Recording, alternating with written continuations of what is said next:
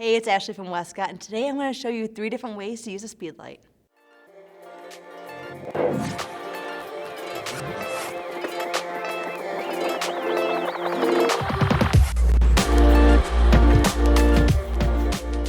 When photographing portraits, having a keen understanding of lighting can make the difference between a good image and a great image. While natural lighting is a photographer's best friend, there are some situations where you need a little bit extra boost to create that perfect shot.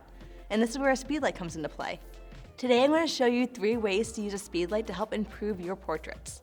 Whether you're just starting out or looking to level up your portrait photography, these tips will help you create images that make your portrait work stand out. Before I explain the different ways to use a speedlight, I want to go over what flash I'm going to be using. For this shoot, I decided to use Westcott's FJ80-SE Universal Speedlight. This is an 80 watt-second speedlight with a round head. At 80 watt-seconds, I'm going to get a little bit more power than I would out of traditional speedlights, while still having that small form factor that you want in a hot shoe mounted flash. On-camera fill light is a go-to technique when faced with challenging lighting situations. Whether if you're shooting outdoors on a sunny day or dealing with harsh shadows, on-camera speedlights can help act as a second light source, and this can help fill in those unflattering shadows. This can be a great technique to use when your subject is being backlit by the sun, and you just need a little bit of pop of light to help illuminate your subject's face, while still properly exposing the backlit scene. The goal here is not to overpower the natural light, but help soften the shadows and achieve a more balanced exposure. For this shoot, I simply attached my FJ80-SE Speedlight to my hot shoe and my camera. To help with the natural look, I also added a diffusion dome to the front of the FJ80-SE. This will help soften and widen the spread of light. Since my subject had her back to the sun, this would leave her face in shadow.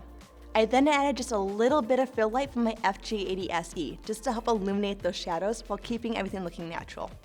Since the flash was on camera, I'm able to move around very quickly without worrying about light stands or knocking anything over.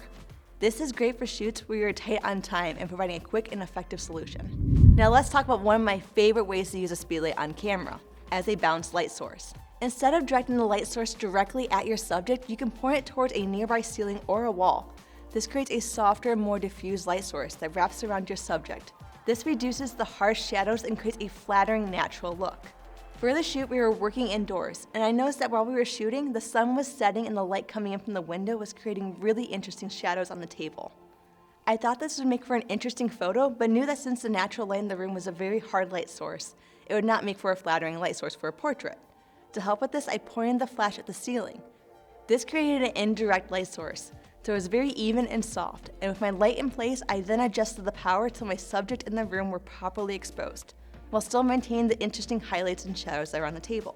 When bouncing your light source, you want to bounce it off a surface as close to white as possible. Since you're bouncing your flash, you're not only bouncing the light, but also the color of the surface. So if you're not careful, you could be bouncing colored light, resulting in a mixed lighting situation, which can make it difficult to properly white balance. Bouncing your flash is easiest to do indoors, where you have things like walls and ceilings you can bounce it off of. But it also is possible to do outdoors. You just have to be a little bit more creative. Try looking for locations with buildings that have white doors or walls, but if you're somewhere where there are no white surfaces to bounce your flash off of, you can always bring a reflector with you. Another thing to remember is that the larger the surface area, the softer the light would be.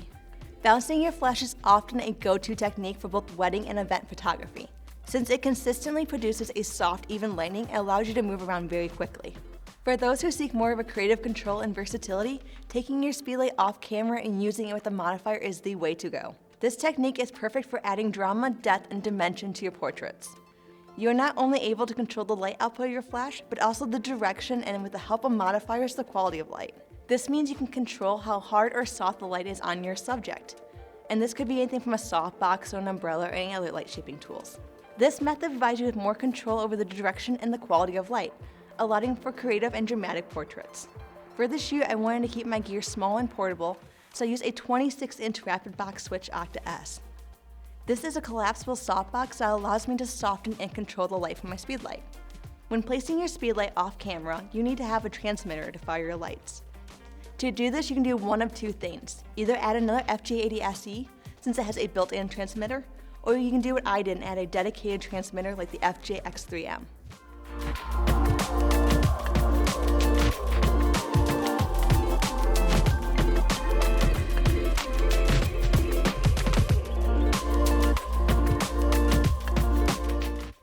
When working with your Speedlight off camera, there are a lot of decisions you need to make, like what lighting modifiers you want to use and what position you want to place your light, which can seem a little bit daunting.